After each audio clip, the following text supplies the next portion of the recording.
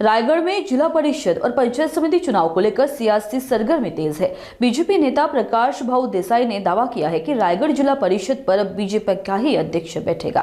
पाली में मीडिया से बातचीत में देसाई ने कहा कि जिले में बीजेपी संगठनात्मक रूप से मजबूत हुई है और माहौल बीजेपी के पक्ष में है। उन्होंने यह भी कहा कि नगर परिषद और नगर पंचायत चुनाव में मिली सफलता के बाद अब बीजेपी जिला परिषद में भी करिश्मा दिखाएगी। देसाई ने विपक्ष के आरोपों पर जवाब देते हुए स्पष्ट किया कि रायगढ़ में बीजेपी की रणनीति साफ है और पार्टी पूरी ताकद के साथ चुनावी मैदान में उतरेगी। भारतीय जनता पार्टीच्या माध्यमातून नगरपालिका महानगरपालिकामध्ये न भूतो न भविष्यती असं दैदिप्यमान यश भारतीय जनता पार्टीने प्राप्त केलेलं आहे। म्हणजे लोकांना किंवा पत्रकारिते करणाऱ्या तुमच्या सर्व मंडळींना अपेक्षित नव्हतं असे सगळ्यांचे भुवया उंचवतील असं यश भारतीय जनता पार्टीला मिळालेलं आहे।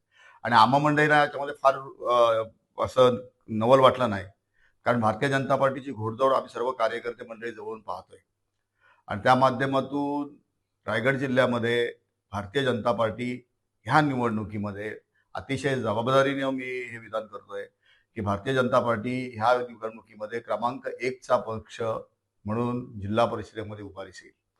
काय सांगाल? सुधागडमध्ये आपण सक्रिय आहात आणि सुधागडच्या राजकारणाची कमान देखील आपल्या हातामध्ये आहे। भारतीय जनता पार्टीचे उमेदवार घोषित झालेत का? पंचायत समिती असेल, जिल्हा परिषद असेल, कोण नेमकं उमेदवार म्हणून सक्षम चेहरे आपण या ठिकाणी दिलेत, उच्च शिक्षित चेहरे दिलेत, कसं उमेदवारांचे काय या ठिकाणी आहे? आमच्या पक्षाचे कार्यकर्ते एवढ्या संख्येने मोठे आहेत आणि सगळे कार्य तत्पर आहेत, सक्रिय आहेत। अशा असल्यामुळे इच्छुकांची खूप मोठी अशी गर्दी आमच्याकडे झालेली आहे।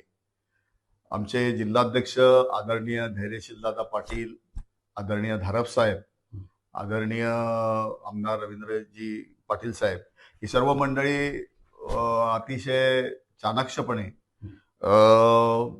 ह्या संपूर्ण याच्यामध्ये निवडणुकीमध्ये उमेदवारी जे इच्छुक आहेत त्यांचे रितसर अर्ज सगळे गेलेले आहेत वर जिल्हाध्यक्षांकडे आणि त्याच्यामध्ये योग्य ते सर्व प्रकारचे निकष लावून भारतीय जनता पार्टीच्या शिस्तीप्रमाणे अतिशय शिस्तबद्ध पद्धतीने उमेदवार घोषित केले जातील।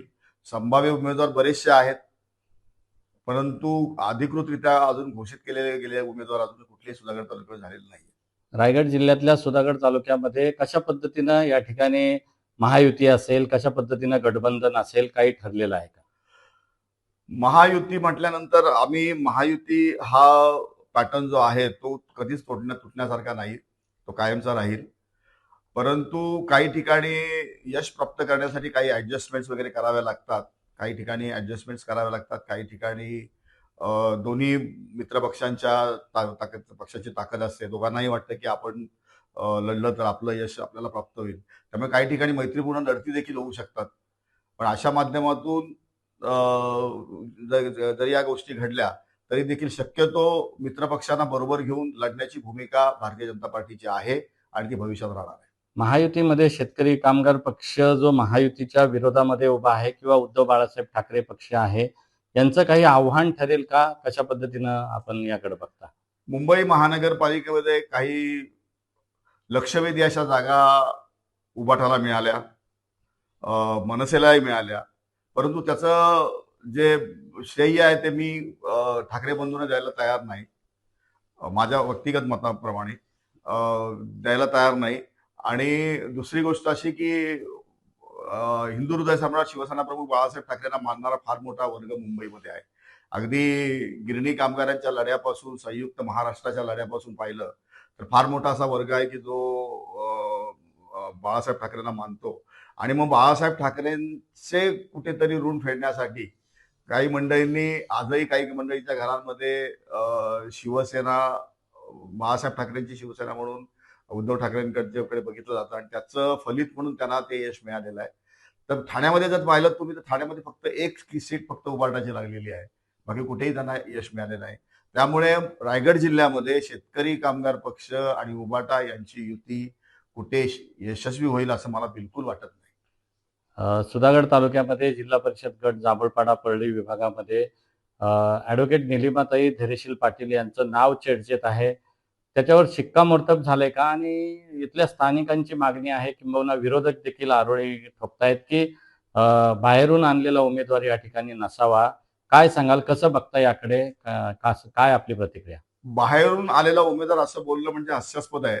कारण ही निवडणूक जिल्ह्याची आहे आणि जिल्ह्यातला प्रत्येक नागरिक कुठेही उभा राहू शकतो, कुठेही उभा केला जाऊ शकतो. त्याच्यामुळे ॲडव्होकेट दिलीपाताई पाटीलांबद्दल असं बोलणं चुकीचं आहे. किंबहुना त्याला कुठल्याही प्रकारचा अर्थच नाहीये.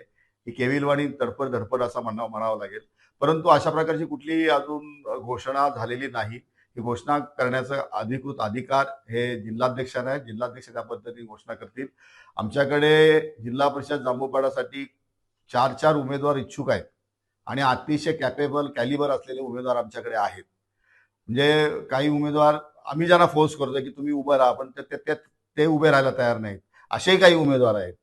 असं असताना एक वेगळा निकष, लोकांची कामं, भविष्यामध्ये जिल्हा परिषदेबरोबर अप्रोच, तालुक्याचा अप्रोच, या सगळ्या गोष्टी लक्षात घेऊन उमेदवार फायनल केला जाईल आणि तो निरपेक्षपणे फायनल केला जाईल, घोषित केला जाईल याची मला खात्री आहे. सुधागडमध्ये किती जागा आपण लढवाल आणि कशा पद्धतीने युतीचं काही युती झाली तर- जिंकाल किती जागा? युती झाली तर आम्ही सगळ्याच्या सगळ्या 6च्या 6 जागा निश्चित जिंकू याची खात्री आहे. आणि आम्ही स्वतःच्या ताकदीवर जरी लढलो तरी 6च्या 6 जागा दोन्ही जिल्हा परिषदा आणि 4 पंचायत समित्या या निवडून आणण्याची ताकद आज भारतीय जनता पार्टीमध्ये उभी राहिलेली आहे. किंबहुना ती आहेच. परंतु थोडासा त्याग मित्रपक्षांसाठी करण्याची भूमिका भारतीय जनता पार्टी आणि आमच्या नेते मंडळीची असल्यामुळे जर त्यांनी त्या पद्धतीचा निर्णय घेतला तर तो आम्हाला सर्व कार्यकर्त्यांना शिरसावंदी असेल.